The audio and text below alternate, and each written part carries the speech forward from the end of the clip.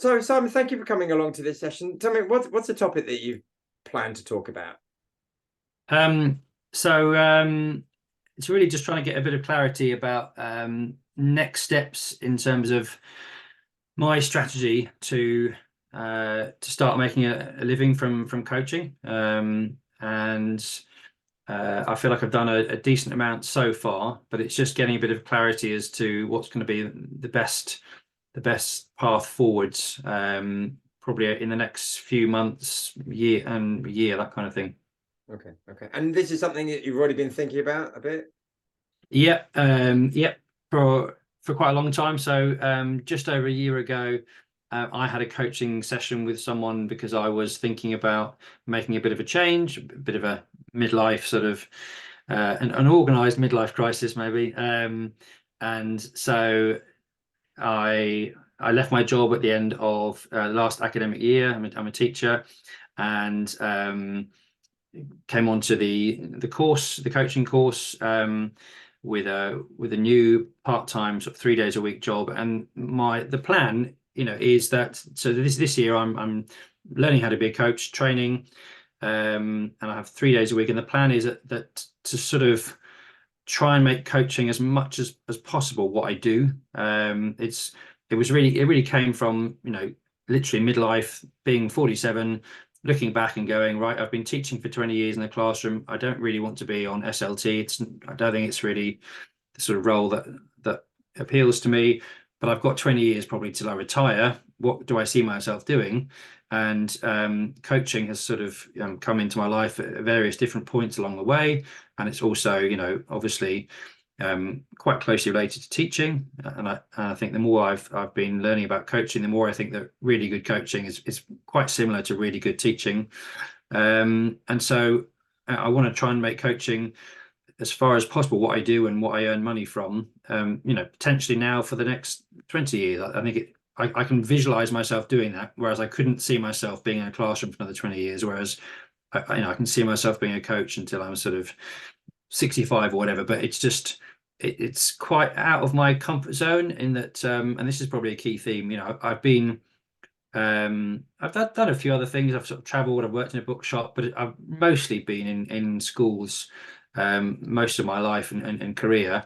And there are lots of nice benefits to that. There's the fact that you just get on with your job and someone just drops the same amount of money into your bank once a month, whatever you're doing, and you haven't got to worry about sort of getting an ex-client and in order to get your money or your own business strategy. So I've got no real experience of running a business, but sort of keen to learn.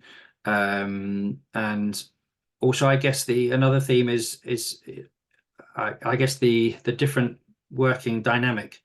There's a wonderful sort of community feel when you're working in a school. You're always working as a team, even though you're sort of can be in isolation in your classrooms. You are going in somewhere into a place which has a spirit, a community, a sort of a sense of togetherness with people, and of course all the students as well. And then am I going to miss that? Am I going to find it a bit lonely being a coach? So do I need to think about a hybrid model going forward?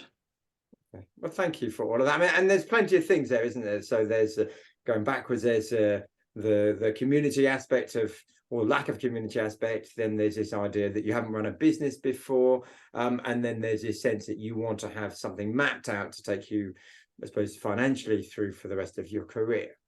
So there's quite a bunch of things. So if we've got half an hour, what do you want to achieve? Where do you want to be by the end of this 30 minutes? So I think I'd like to have a bit of clarity, and this might just be confirmation of ideas that I've already had, but a clarity that I'm happy that with the path that I'm on, and maybe just a few actions to go away and just keep my momentum going, if that makes sense. So some clarity that I'm going in the right direction, and maybe just to talk out loud some ideas about various options. So in an absolute ideal world, I would probably at some point fairly soon be handing in my notice with the current job that I've got 3 days a week, and then come September, I'll be a super coach, getting paid full time. But I know that's never going to happen, or extremely unlikely, or probably just extremely unwise to sort of try that, because that's not how you sort of I'm not going to suddenly have a whole client base, you know what I mean, from September. So I think that the best thing to do is probably to stay in that role. And so I'm also doing some exam marking this summer for AQA.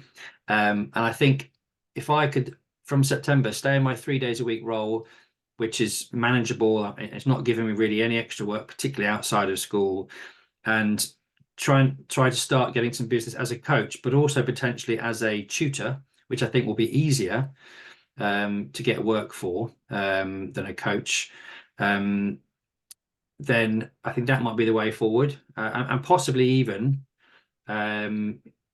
if I depending on how I might position myself, if I position myself as a coach, and a coach who coaches in education, but a tutor as well. And does your child want some coaching as well, sort of thing, and whether that could all go together quite nicely. So those are slightly unexplored thoughts.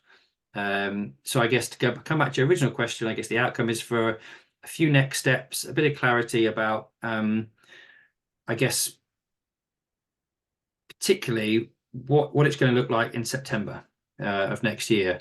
What's going to be? What am I going to be? I want to be clear about what I'm trying to do for at least that next academic year, particularly because some decisions will need to be made ahead of that. I.e., do I still want to be doing my 3-day-a-week literacy tutor role at the local school? Okay, well, thank you. And I'm struck by the amount of detail and the amount of stuff that you've already done. So what's important about this? What's important about talking it out rather than just you sitting on your own writing your lists? I think I've sort of learned through teaching this idea about understanding at the point of utterance. I could sit with my lists, but actually saying these things out loud, the process of that often moves your thoughts on. You get to hear it out loud. And so if you've been having some sort of what you think is a great idea in your head, and then you say it out loud, you go, actually, no, now that I say it out loud, I realize that's a really stupid idea. So I think that's why, and obviously, as you know, I'm a strong believer in the power of coaching. So I guess that's why it's good to talk about it. Okay, thank you for that. Great. And are you ready to dig into it a bit? Are we ready to put more of this on the table? Yeah. Okay. Well, let's start with then what is actually in place in terms of your thinking. So you've mentioned a few things, but maybe just mention everything now, everything that you've got in your mind as the possibilities. Okay. So I guess in place at the moment is I have a part-time literacy tutor role 3 days a week. That's in place, and that's quite nice to have that as a bit of a constant, if you like. But the other thing that's kind of in place, I guess, mentally for me, is that strong desire to coach and to try and make that, as much as possible a part of what I do. Although that's a big unknown because this is a career shift, to an extent. It's not something I've done before, but there's definitely a well thought out desire to do that. So that's in place. I've got a company name that's in my head anyway. That's River Coaching. So my surname's Clyde, and rather than attach your name to something, Clyde's obviously a river. Rivers are great symbols of sort of they're natural, they're flowing, they're life-giving.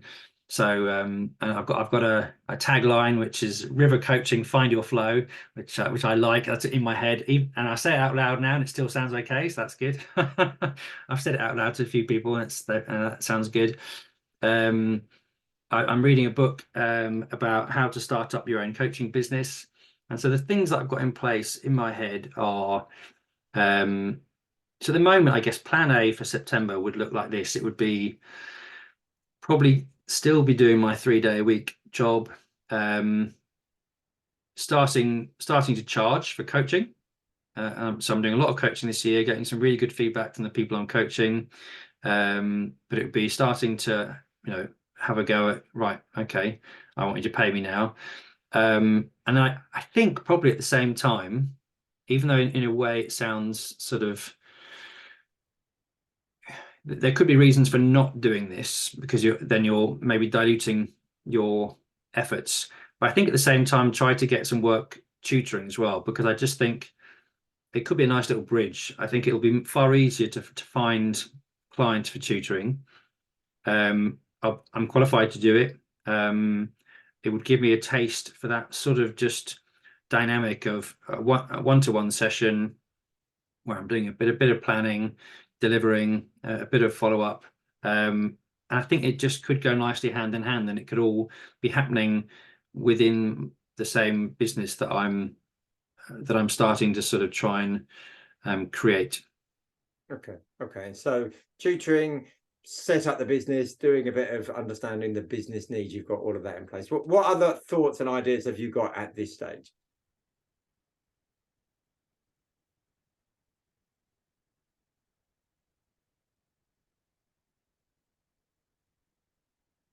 So I guess obviously these things, often have to are part of a bigger thing. So we're a family unit, and my wife works, and so I guess some of what I'm doing, will would rely on what she's doing, and at the moment this year is perfect because she's gone full time again this year, and is away with work sometimes, so it's really good that I'm around more. That could change at some point, so I need to stay alive the prospect of that possibly changing. But I guess the good thing about coaching is that the vast majority, almost all the coaching I've done is via Zoom, so it's super flexible. I can work from home for that. So that's good.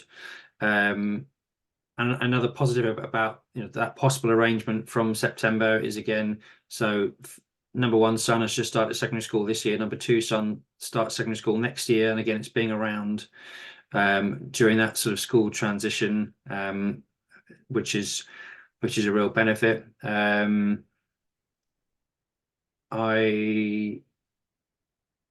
guess as well, there's a little bit of me which is sort of, because I'm transitioning, having always worked in schools, just I guess a worry about finding this lonely, and then not being, even though I'm very sure that I want to do something different and I don't want to be in the classroom. I think there are so many positives and benefits to working in a team and being part of that community. So I'm slightly anxious about sort of losing that to an extent, I guess, as well. I suppose in some ways the biggest challenge in September will just be starting to have to market myself as a coach. Where am I going to get business? How exactly am I sort of marketing myself? Who am I, to make sure, and all that kind of stuff, which I don't have experience in. Do I need, a kind of a brand identity? Do I just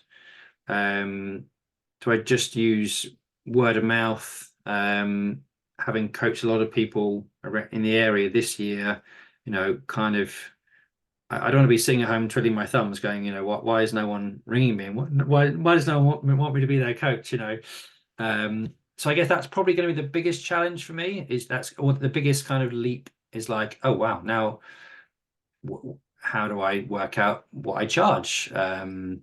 Do I need a website? And within that, I guess it's how much am I prepared to risk? Because all these things there'll be outgoings, and I'm probably relatively risk averse, or just want to be sensible. I don't want to sort of suddenly go, do you know what? Let's spend all this money on a website and just it'll happen, because I know it won't. Actually, you've got to make the thing you're doing that's got to lead. And then if at some point I find that I can, that it's worth a little bit of a risk to to invest in this or this or this, then so be it. So yeah, that's probably the biggest area of uncertainty for me.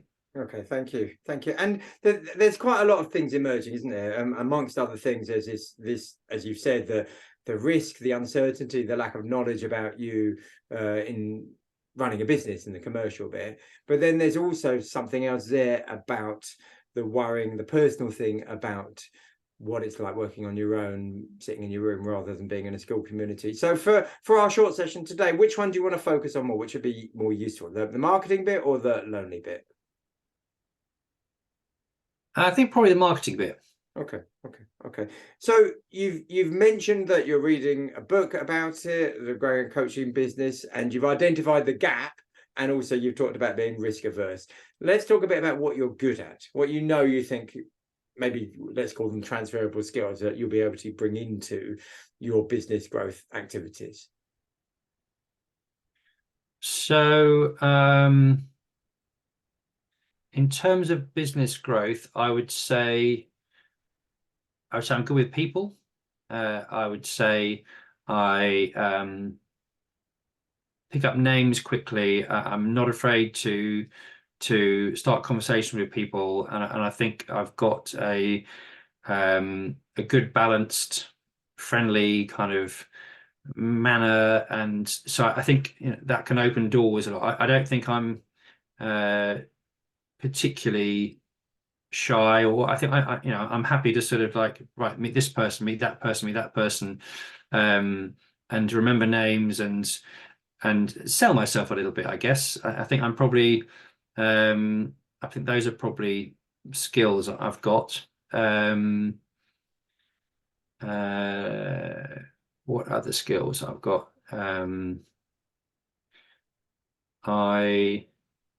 I think I'm generally careful with money, but having a wife who's an accountant, I would say I don't get involved a lot with, generally with our finances. So there's probably just a bit of a lack of experience there about just dealing kind of on a regular basis with finances. But we've had that conversation, and the conversation has very much been, well, actually, how cool having a wife who's an accountant, because if I'm going to be launching a business, then I can go to you and say, right, how does this work from a financial perspective?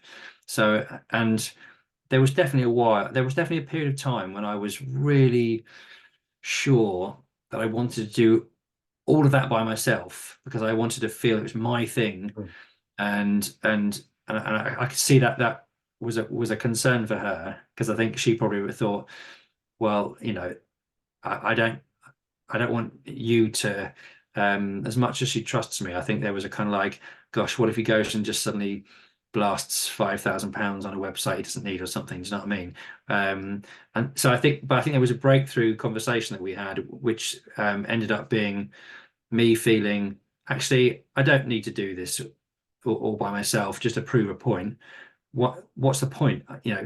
My wife's an accountant. You use that. Do you know what I mean? And I think she'll feel more involved then. She'll feel less anxious because she's got a control and an oversight of kind of everything that's going on. So I think so I guess what's the skill there? The original question was about sort of what I've already got, I guess, wasn't it? So we talked about the sort of the people skills, about generally being good with money, but also being flexible enough, I guess, or open enough to sort of know that I need to use my wife as a resource, as opposed to, I guess, being a bit stubborn about that and wanting to do it all by myself. So yeah, those are definitely sort of some of the key things I think I can use. Okay, thank you for sharing all of that. And that last thing you said, that you use the word stubborn, and doing it all by yourself. If you then look at the areas that that you need to work on in terms of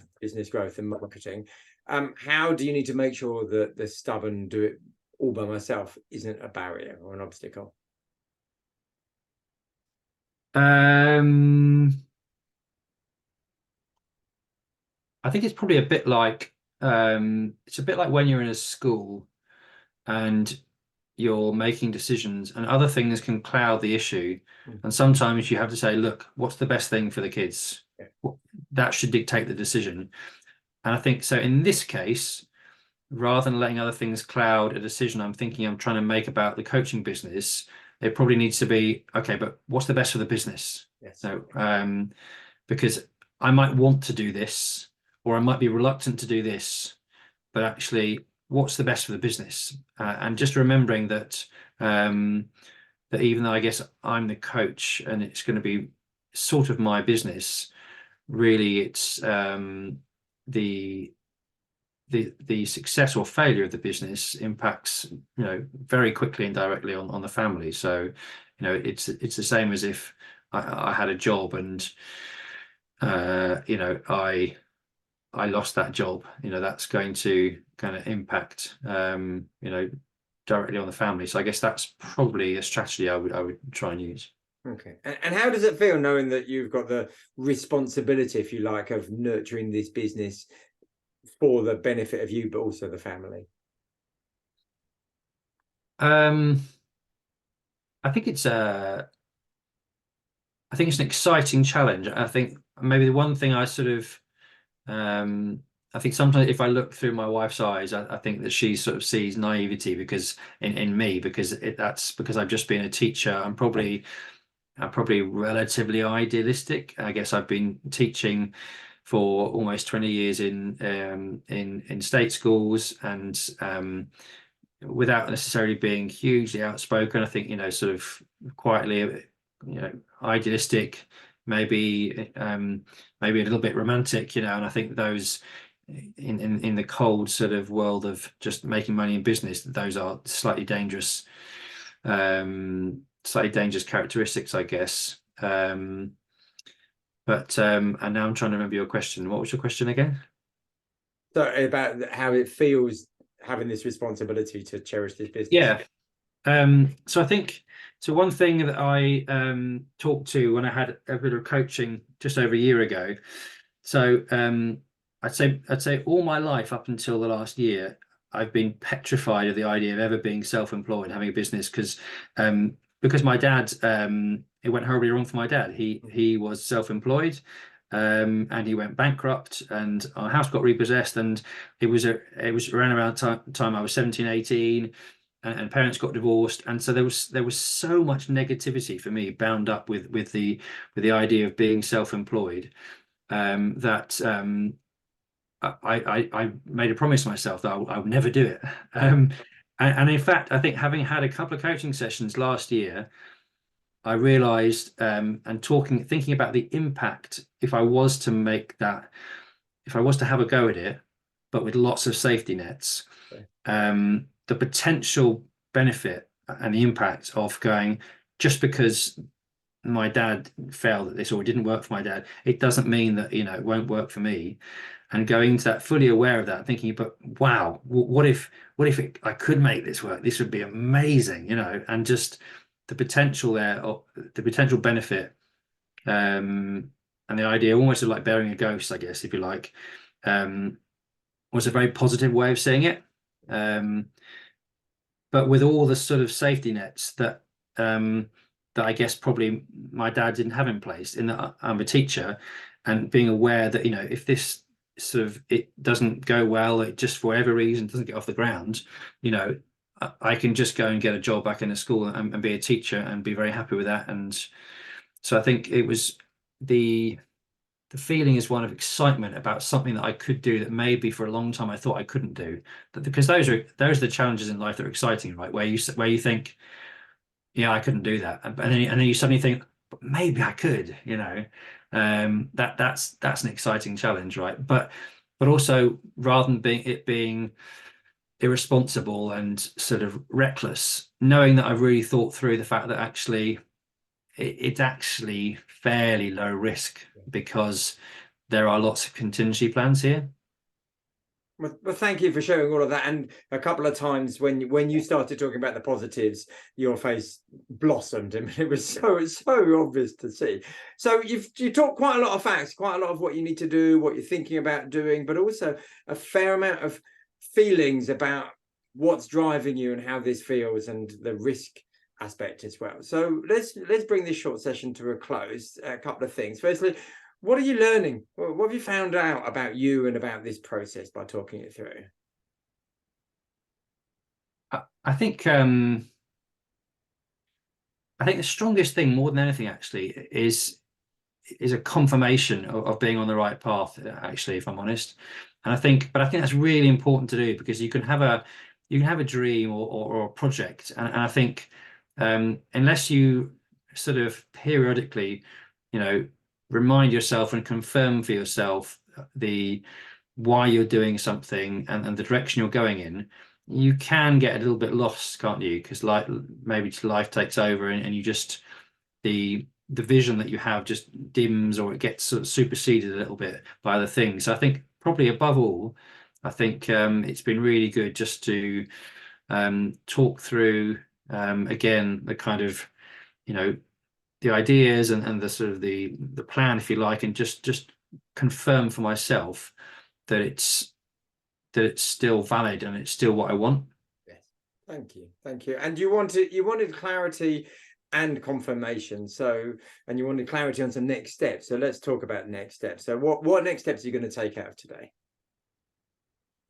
So I think one obvious next step is, so I'm halfway through this book by Jenny Rogers, which is about how to set yourself up in business as a coach. An obvious next step is just to, make the time to finish that book, and make sure I'm sort of taking the learnings from that, and seeing how it applies to me, checking in with myself at what stage I'm at, because obviously I'm still on the course. I still have plenty of work to do until I become a qualified coach. But I guess it's wanting to be ahead of the game as much as possible.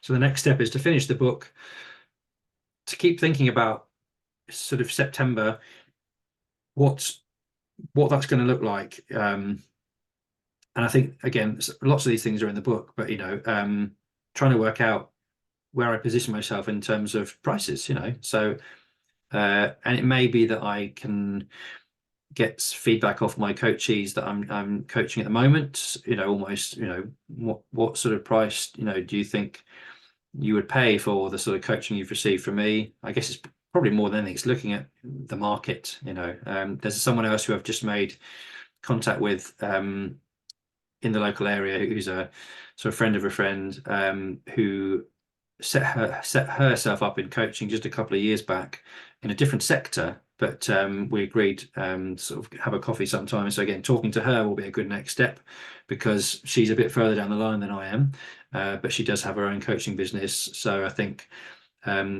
would be able to give me some insights and things as to what she's done, and what might work for me. So I think there's 3 or 4 things in there, I think. Okay, and thank you for that. And a couple of tangibles. Finishing the book, then how is that going to turn into something of substance? What will be a step after that, after having read the book? I guess a list of actions from the book, as opposed to just, oh yeah, I've read that now. But it's like, okay, you've read that, so what? I'm pretty good at sort of to-do lists and stuff, and actually then working my way through them, and either deciding if an action has become redundant or whether it's still relevant and I just need to make time to do it, and scheduling when to do things.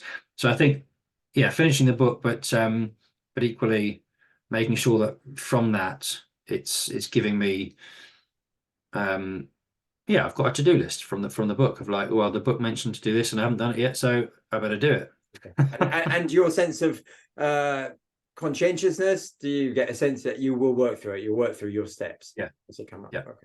Okay. And level of confidence that this is going to happen for you, that just these steps that you've outlined today, that they're going to take place? Totally confident. I think I'm pretty methodical. I think teaching helps you to with skills like, to-do lists, prioritizing, being kind to yourself when you can't get it all done straight away, and being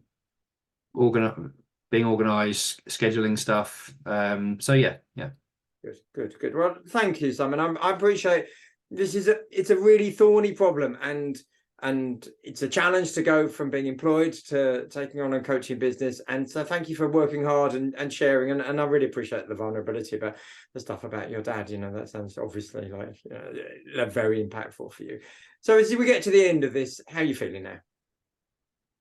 Yeah, I feel energized actually. I feel sort of I've got a few other things on my to-do for today, so it's good to sort of just remind yourself of the prize, I guess. Remind yourself of the why, what you're working towards and why you're doing what you're doing. So it's got me feeling energized, definitely. Good. I'm really pleased. Well, good luck with it. I hope it goes really well. And next time we chat, I'm really looking forward to where you're at and finding out what next steps you've been taking. So thanks so much, Simon. Great. Lovely. Thanks, Charlie.